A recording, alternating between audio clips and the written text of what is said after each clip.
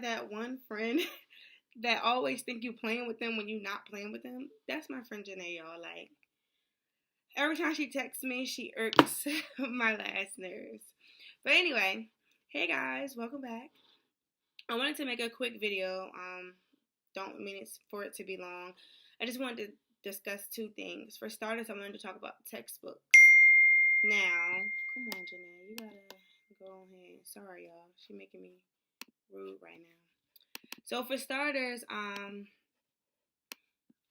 one thing that I wish that people would have told me was that never buy textbooks from the textbook store. Like that's one thing that nobody ever told me. And as I said before, I'm the first student to go to college in my family. So a lot of little secrets nobody ever told me. So coming in freshman year, I spent probably like $800 on textbooks. Yes, $800. Mind you, who has $800 to spend on textbooks? Nobody. I don't even want to spend $800 on clothes, okay? I want to keep $800 in my savings account. However, I learned my lesson quick. The second semester, I was like, no, no, no. So I started to go online and search for textbooks. I found this really, really nice website. It's called textbookrentals.com. I use that website every semester. It basically is a website that you put in the barcode number for the textbook, and every website that is selling that textbook comes up, and it ranks it from like renting the book to buying the book, and then like the lowest prices to the highest prices. Now, I recommend this website because not every site is going to be like, oh, here's this book and it's, $200, but this is the best price, like another website can have it for like $100 or something less. Now, with that website, I have been saving a lot of money, like a lot of money. My nursing textbooks this semester, it was a total of 9 textbooks.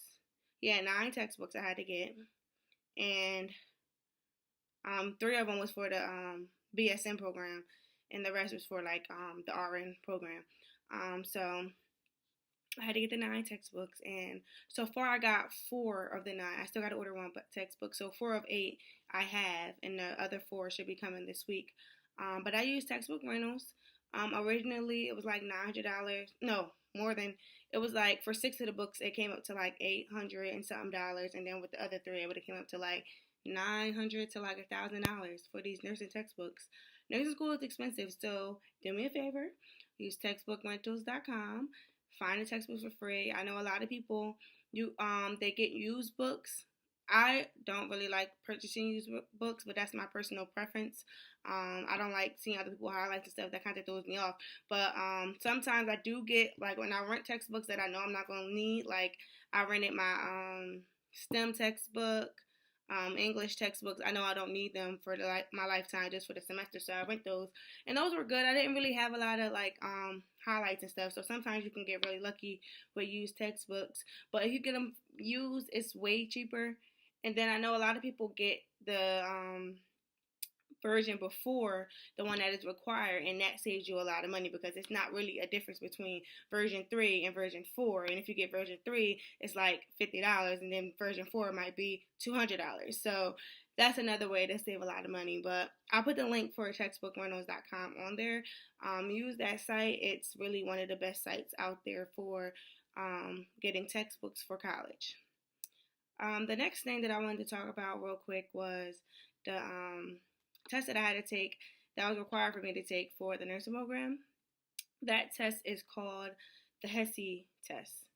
I know some schools require the TEAS test, but my school required the Hesi Test. The Hesi Test, for me, I took it as a joke. And I feel like everybody should study for every test that they have or whatever. Sorry, y'all. Janae's in my way.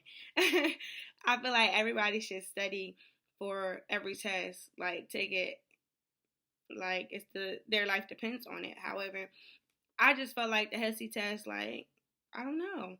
I took it twice because my first score, I did okay. Like, I didn't do horrible, but for my school, you are required to get an 80% or above, and I got like a 70 something on the first test. And I didn't study. I just went into the test. I was like, I'm gonna just take it and see how I do, so that I know what to study for.